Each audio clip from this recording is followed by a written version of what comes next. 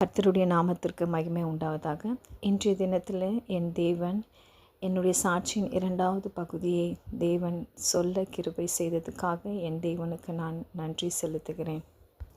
எனக்கு ஒரு 15 நாட்களாக எனக்கு ஒரு செஸ்ட் பெயின் இருந்தது. அப்போது நான் நினச்சேன் இது கேஸ்ட்ரிக் ப்ராப்ளம் அப்படின்னு சொல்லி நான் அது அப்படியே சரி நல்லாயிரும் அப்படின்னு நான் அப்படியே விட்டுட்டேன். ஆனால் அது நாளடைவில் போக போக அது ரொம்ப பெயின் அதிகமாக எடுக்க ஆரம்பிச்சது.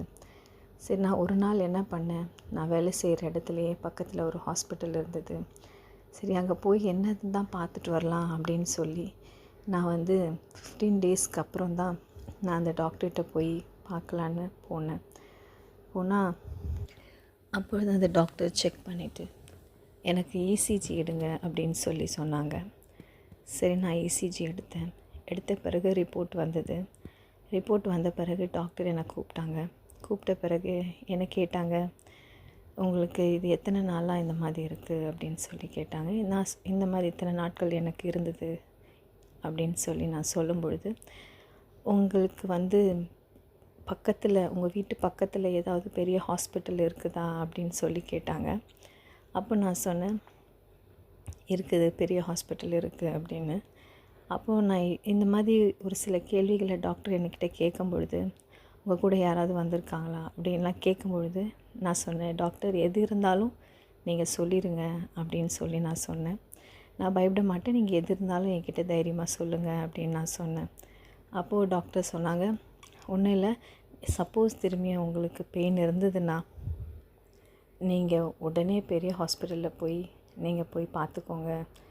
நான் கொடுக்குற மாத்திரை இப்போத்துக்கு தான், உங்களுக்கு இன்றைக்கி ஈவினிங்குள்ளே இல்லை திரும்பியும் நாளைக்கு அந்த மாதிரி உங்களுக்கு பெயின் வந்ததுன்னா நீங்கள் உடனே பெரிய டாக்டரை போய் பார்க்கணும் அப்படின்னு சொன்னாங்க.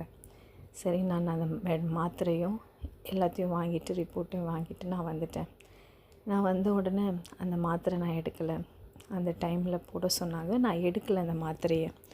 அப்போ நான் அந்த மாத்திரையை என் ட்ராக்குள்ளே போட்டேன். நான் என் ஆண்டவர்கிட்ட தான் நான் எல்லாத்தையும் ஷேர் பண்ணுவேன். அப்போ நான் ஆண்டவர்கிட்ட பேசிகிட்டே இருக்கும்பொழுது நான் கேட்டேன், இது என்னது ஏசப்பா, இந்த மாதிரி டாக்டர்ஸ் இப்படிலாம் சொல்கிறாங்களே, இது என்னது, என்ன குணமாக்கணுன்னா அந்த வல்லமை உங்ககிட்ட இருக்குது.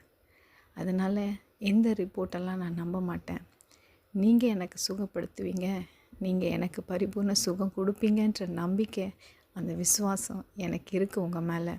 அதனால் இந்த மெடிசன்ஸோ இதெல்லாம் நான் எடுக்க போகிறதில்ல அப்படின்னு சொல்லி நான் விட்டுட்டேன். நான் இதை ஆண்டவர்கிட்ட பேசின பிறகு அதுக்கப்புறம் பார்த்திங்கன்னா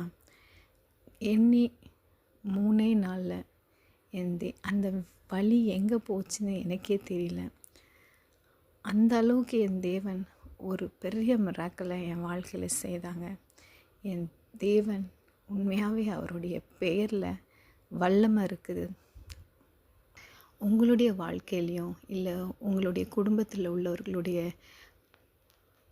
வாழ்க்கையிலையும் இப்படி டாக்டர்ஸ்கள் இந்த காரியம் முடியாது, இவங்களுக்கு இப்படி ஒரு பிரச்சனை இருக்குது அப்படின்னு சொல்லி அந்த ரிப்போர்ட் மூலயமா ஏதாவது ஒரு காரியத்தை டாக்டர்ஸுங்கள் சொல்லியிருந்தாங்கன்னா, நிச்சயமாக நான் சொல்கிறேன், என் ஏசப்பாவால் குணமாக்க முடியும். நீங்கள் எங்கள் ஏசப்பா கிட்ட சொல்லுங்கள். நீங்கள் யாராக இருந்தாலும் என் தேவன், நீங்கள் விசுவாசத்தோடு நம்பிக்கையோடு அந்த கடவுள் மேலே அந்த நம்பிக்கையோடு நீங்கள் கேட்டிங்கன்னா, உங்களதில் எப்படிப்பட்ட பிரச்சனையாக இருந்தாலும் அதை மாற்றுக்கிற வல்லமை என் ஆண்டவரிடத்தில் உண்டு. நிச்சயமாக அந்த தேவன் உங்கள் வாழ்க்கையிலையும் ஒரு பெரிய மிராக்கிளை தேவன் செய்வார். கர்த்தர் தாமே உங்களை ஆசீர்வதிப்பாராக. ஆமென்.